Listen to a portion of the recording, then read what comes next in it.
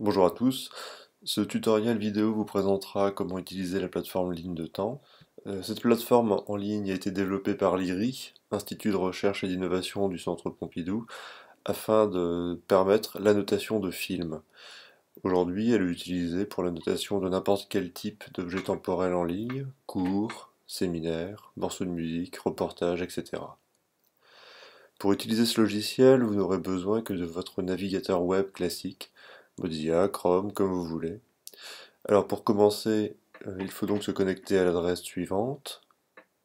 Je vous indiquerai cette adresse dans la description de la vidéo. Arrivé sur la plateforme, de deux choses l'une. Soit un administrateur de l'IRI vous a créé un compte, dans ce cas vous pouvez vous connecter en cliquant sur connexion bien sûr, et ensuite en entrant vos identifiants et mots de passe. Si vous n'avez pas encore de compte, il est possible de vous en créer un. Alors, il s'agit d'une petite combine. Il faut cliquer en bas de la page d'accueil sur Hashcut, entre parenthèses Mashup. Cela vous donne accès à un logiciel qui permet de faire des montages à partir des annotations. Mais ici, ça n'est pas ça qui nous servira. Nous l'utiliserons uniquement parce qu'il permet également de se créer un compte. On clique alors sur Création de compte, puis sur Créer un compte. Ensuite, il s'agit de suivre les instructions, entrer un pseudonyme qui sera l'identifiant de votre choix. Vous pouvez entrer une adresse email, mais ce n'est pas obligatoire. Ensuite, vous entrez votre mot de passe et il faut le confirmer. Voilà votre compte créé. Et lorsque c'est fait, eh bien vous pouvez quitter Hashcut et vous vous retrouvez connecté à la plateforme lorsque vous l'actualiserez. Vous pouvez observer que la fenêtre a légèrement changé, vous avez la possibilité maintenant de vous déconnecter, et aussi vous pouvez accéder à votre espace de travail en cliquant sur Mes projets. Allons-y. Lorsque vous cliquez sur Mes projets, on voit apparaître donc globalement qu'il y a deux colonnes. La partie de gauche est intitulée Liste des contenus. Elle dresse la liste de tous les médias, vidéos ou enregistrements sonores accessibles depuis la plateforme. Il y a environ 65 pages de médias pour le moment. La partie de droite, Mes projets, listera tous les projets d'annotation que vous aurez pu créer à partir des médias. Pour le moment, il n'y en a aucun et c'est bien normal. Alors nous allons créer un projet d'annotation. Il faut d'abord sélectionner un média et pour ce faire, le plus simple est d'effectuer une recherche à partir du titre de ce média. Pour annoter les cours de l'UV IC01, je vous propose de lancer une recherche à partir de tous les médias qui comporteront IC01 dans le titre. Lorsque vous passez le pointeur sur le titre des médias, vous voyez que deux boutons apparaissent. Le premier permet d'avoir un aperçu du film en question. Le second permettra de créer un projet d'annotation. Donc, créons un projet en cliquant sur le second bouton. On lui donnera un titre. En général, je lui donne le même titre que le média et j'ajoute mon nom, mais rien n'est obligatoire dans ce domaine. On clique ensuite sur Créer un projet ligne de temps et une fois que c'est fait, vous pouvez fermer cette fenêtre. On voit que dans la colonne des projets est apparu un premier projet d'annotation.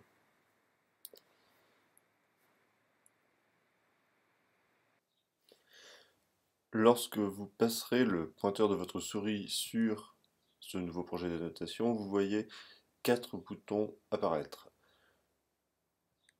Le premier sert à publier ou dépublier le projet. On verra plus tard à quoi cela correspond. Le second sert à ouvrir le lecteur des métadonnées. Nous vous présenterons son usage dans un prochain tutoriel.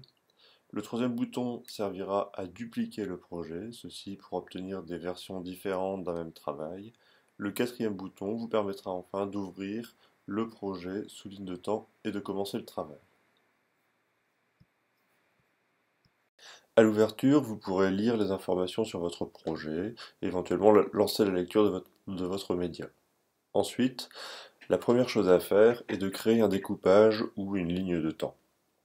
Pour ce faire, vous cliquez sur l'onglet Découpage et le bouton Nouveau découpage. La ligne de temps apparaît, elle comporte un certain nombre de boutons. qui permettent de créer un segment, de poser un marqueur, d'en changer la couleur ou de supprimer l'élément sélectionné. Par ailleurs, on peut également ensuite scinder des segments ou travailler avec des segments collés. Pour annoter un passage, on commence par ouvrir un segment, déplacer le curseur et puis on peut ensuite fermer le segment afin de le créer. Une fois celui-ci créé, on lui donne un titre, on indique une description plus longue, on peut lui ajouter des tags afin qu'il soit utilisé par un moteur de recherche. Lorsqu'on clique sur le petit bouton à côté de l'espace des tags, on fait apparaître l'ensemble des tags du projet et surtout, un point important, les métacatégories utilisées pour les cours de Bernard Stiegler. Ces boutons permettront donc de qualifier vos segments comme relevant du trouble, de la compréhension ou des commentaires. On voit d'ailleurs lorsqu'on clique sur compréhension que dans les tags, le segment a été catégorisé comme tel. Il est possible également d'annoter un film à l'aide de marqueurs. Ce sont des éléments de temps nul. Pour les cours de M. Stiegler, il faut utiliser les marqueurs pour indiquer les mots-clés. Un mot-clé servant à indiquer le thème abordé par le locuteur et à indexer ce thème. Pour supprimer un élément, il suffit de le sélectionner et de cliquer sur la poubelle, bien sûr. Une chose importante pour l'annotation, c'est que vous pouvez zoomer dans la ligne de temps en déplaçant par exemple les extrémités de l'ascenseur ou en utilisant les boutons sur votre gauche. C'est intéressant lorsque l'on a à annoter un fichier de longue durée, par exemple plusieurs heures. Lors de votre annotation, il est conseillé d'enregistrer régulièrement votre travail. Pour cela, il faut fermer le découpage, ensuite cliquer classiquement sur Fichier et Enregistrer. Si vous ne fermez pas le découpage, la sauvegarde ne sera pas effective. On peut ensuite réouvrir la ligne de découpage. Si vous cliquez sur la petite croix rouge, cela va masquer votre découpage et non le supprimer. Donc ne vous en inquiétez pas. Pour le faire réapparaître, il suffit de cliquer sur l'onglet Découpage, Liste et de retrouver le découpage en question. Si vous voulez réellement supprimer un découpage, c'est un peu caché, il faut fermer le découpage en question, cliquer sur son titre, puis sur l'onglet Information et enfin la petite poubelle. Vous pouvez créer autant de découpages que vous le désirez. Vous pouvez également faire glisser des segments et des annotations d'une ligne à l'autre. Là, vous avez vu l'essentiel des outils qui permettent d'annoter un média. Je vous laisse découvrir le reste par vous-même. Donc, on va enregistrer notre travail et quitter ligne de temps. Lorsqu'on a fini de reporter les annotations que l'on a jugées les plus pertinentes, il est possible de publier le projet afin de les partager avec la communauté des annotateurs. Cela s'effectue en cliquant sur le petit sens interdit. Alors à quoi sert-il de publier ces notes? Habituellement, lorsque l'on prend des notes sur un cours, eh bien, ce sont des choses qui restent personnelles et privées. Ici, nous tentons d'expérimenter la comparaison des notes afin donc de comparer les points de vue ou les interprétations différentes sur un même support.